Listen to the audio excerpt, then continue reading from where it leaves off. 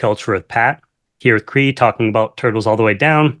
Great to meet you, Cree. Thank you so much for your time today. Lovely to meet you. Thank you for being here. Of course. So, yeah, to start things off, you play Daisy in the film. How were you able to connect with her personally, and what kind of challenges did the character present to you as well? Well, we all started auditioning for this movie years ago. I think the script came through when I was 16 years old, and it took a while for the movie to get made and to finally get on set. But when I first read it, I think I was really taken with the comedy of the script and of the role. I thought it was so well done. I thought the dialogue sounded so natural and how young people speak to each other, but also had that sort of, timeless YA like wit about it. And then I also was really, really in love with the way that John um, sort of had all of his supporting characters be really multidimensional and not fall cleanly into their tropes of, funny best friend or love interest or things like that, which I thought was really well done and also, was a big function in the conversation of mental health in the film, which involves really uncomfortable portions of the conversation, mostly in terms of Daisy, how it affects the people around you, how it can hurt the people around you. And which can be really tough to talk about and is a long conversation to be had, but I think John handles it so beautifully, and I was really taken with taking a character like, the funny best friend, sort of trope, which is, typically by its nature, is there to support the protagonist and occasionally take it for granted because they do just exist to be a cheerleader. The way that John in our script handled it and sort of fleshed it out in this like new way was really exciting to me. Yeah, it was I just finished the film like earlier. It was so beautiful to watch the chemistry between you and Isabella, who plays Aza in the film, where that friendship is so important, to the film and with these characters. I'm kind of curious, like, how did you guys work on building that chemistry? Was it something, did you guys kind of sit down before the film and just kind of like talk about that, or how did that all work? Well, what's funny about Bella is we knew each other for years. I met Bella when I was 16. When I was 13 years old, we were on the same, we were child actors running the same circuit and we all sort of knew each other. And then we have a couple very close mutual friends in common. So we were sort of in the same friend group for many years. And it was interesting because we would sort of always be in the same places and see each other socially at parties and things, but we never spent any time alone together and we never developed our own dynamic aside from groups. So it was this like really special opportunity to do this project that I loved and had wanted for so many years. And, then would be playing the best friend of this girl who I was, friends with, but hadn't had the chance to like really dive in deeper and like get our own dynamic going. So I think there was already this level of like comfort and history there. And, the mutual friends we had in common came and like visited us while we were filming in Ohio on set, which was so special.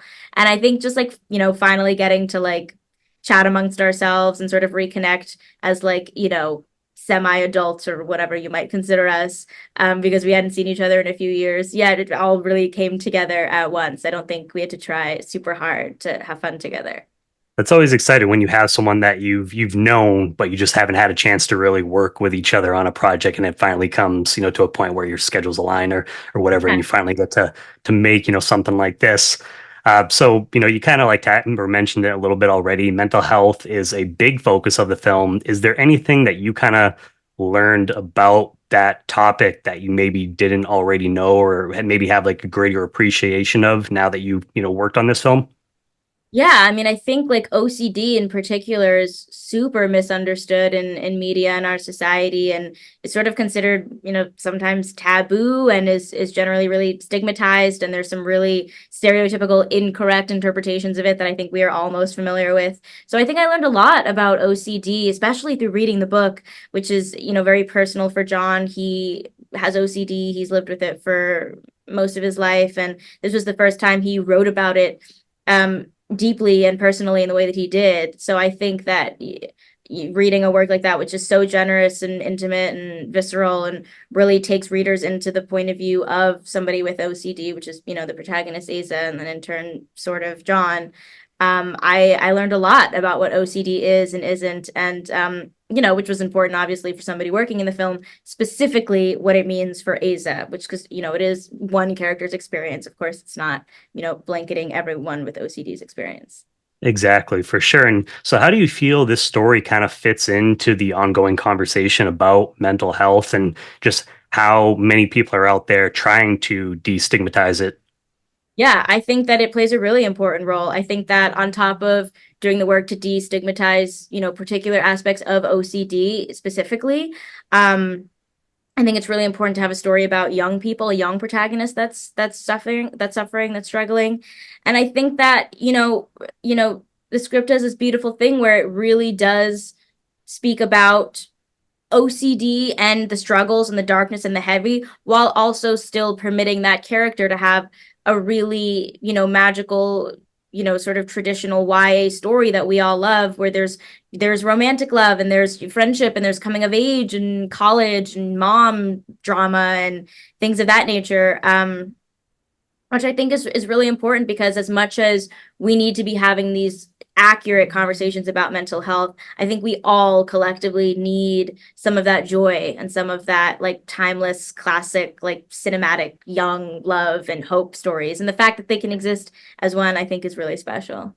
Oh, for sure. I agree with you 100%. And just to kind of wrap things up in playing Daisy for you, was there anything that she kind of taught you about yourself personally?